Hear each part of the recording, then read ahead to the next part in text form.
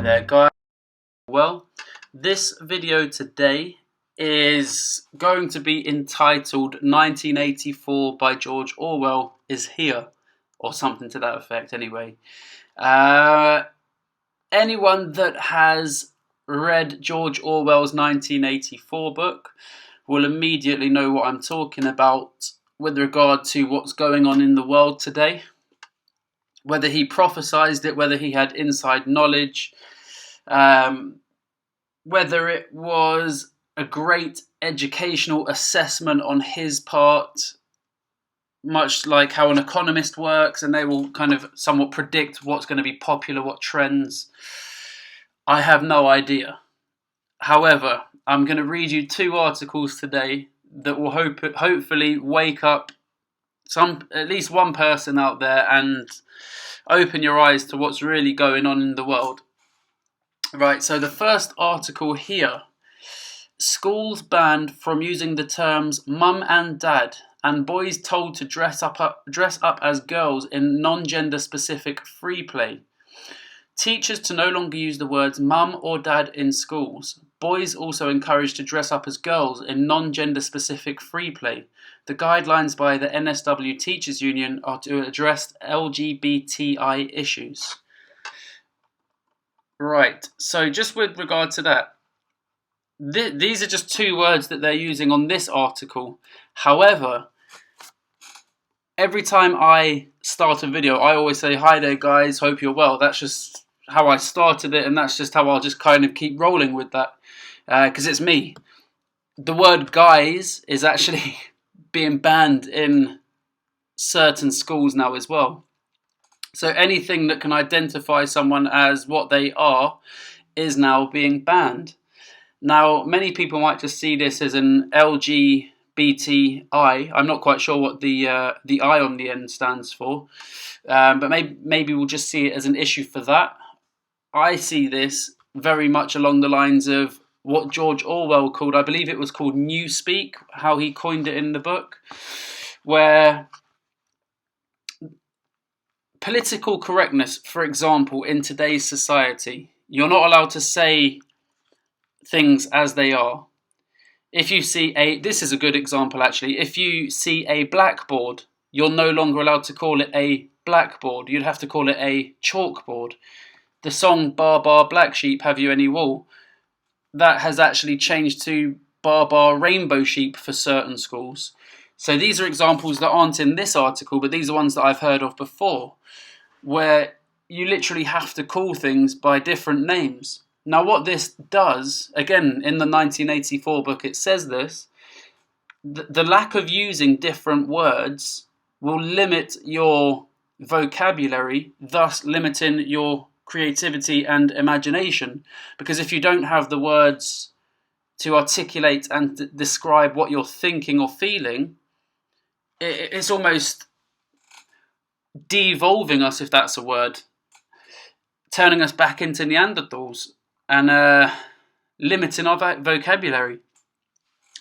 So I'll read you the rest of this now. So teachers have been advised to no longer use the terms mum or dad, and young boys are being encouraged to dress up as girls in new education guidelines. So this is another topic in itself, the whole transgender and LGBT issues. Maybe, I mean, if you want me to cover that as well, I've got my own thoughts on that.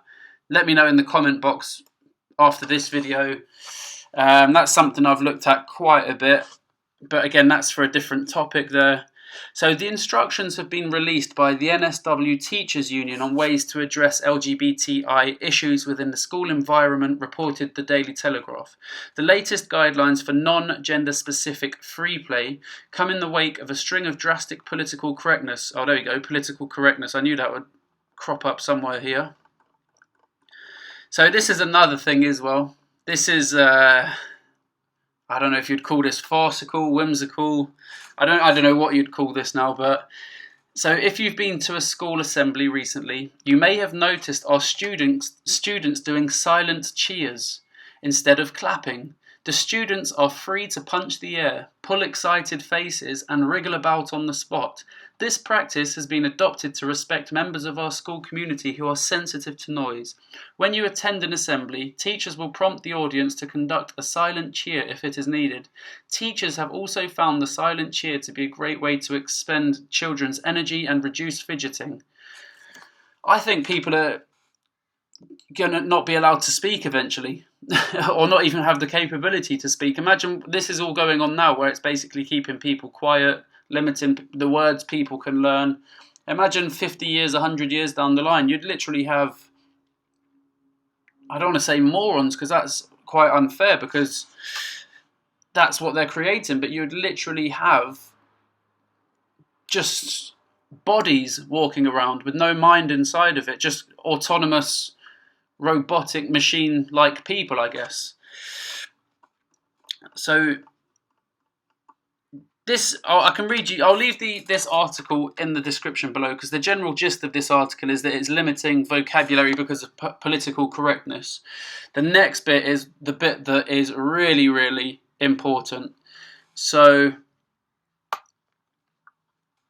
this here, I can't remember the name of these off the top of my head in 1984, but there were these television screens that could basically read your thoughts to know if you were going to be like a traitor in there, or what they deem as a traitor, by having your own free thoughts and free will, and it would tell by a twitch on your face if your eyes have shifted a certain direction.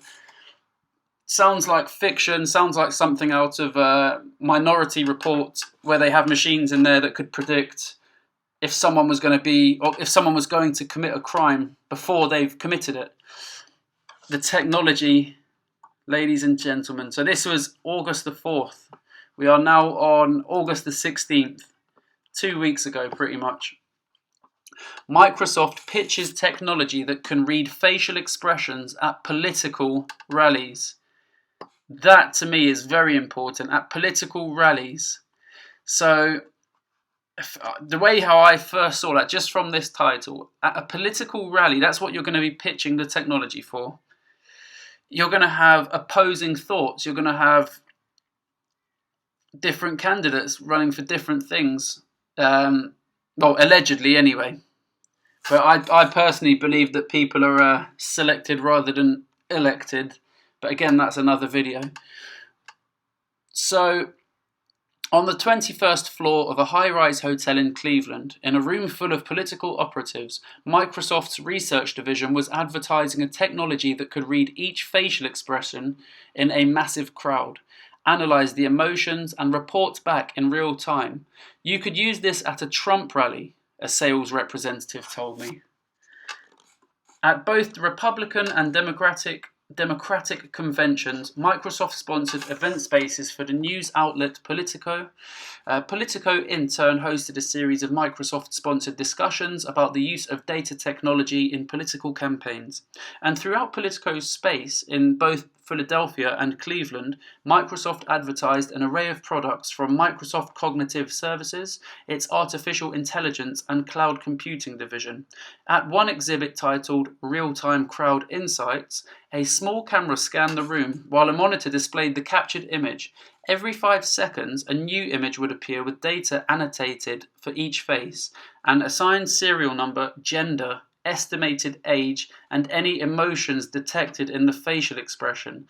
When I approached the machine, labelled me B2FF, and correctly identified me as a 23-year-old male. It interpreted my facial expression as neutral with a bit of surprise. So there you go, there's a picture of what it will do there. This is scary, scary times, guys.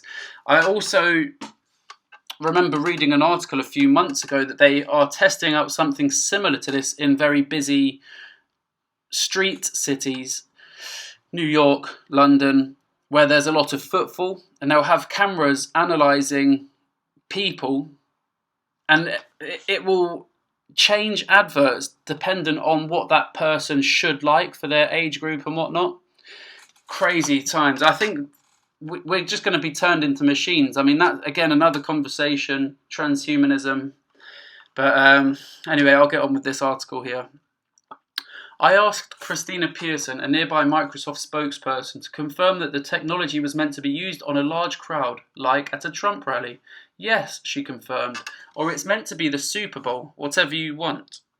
Real-time crowd insights is an application programming interface, or a software tool that connects web applications to Microsoft's cloud computing services. Through Microsoft's Emotional Analysis API, a component of real-time crowd insights, application sends an image to Microsoft servers. Microsoft servers then analyze the faces and return emotional profiles for each one.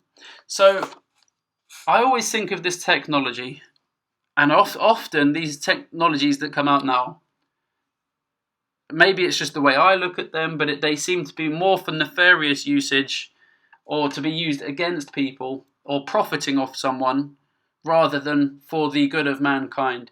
So this straight away, I could see if this, as you say, at rallies, if someone was nodding their head saying that they agreed with something, but they had a twitch on their face or they looked a certain direction and their body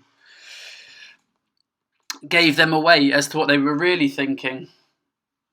I just think it's reaching a point that you won't even be able to walk out your door anymore. So I live in London, and I'm telling you, the amount of cameras that are around, I reckon every day on one of my journeys, wherever I go, I would say I'm probably on at least bare minimum 10 cameras just to do anything. It's insane. I just feel like we're given the title that we are free, that we have freedom, but yet we're on a camera or we're being monitored one way or another. You've got your credit cards where it tells you what you eat, it tells you where you've been. You've got your loyalty cards for supermarkets.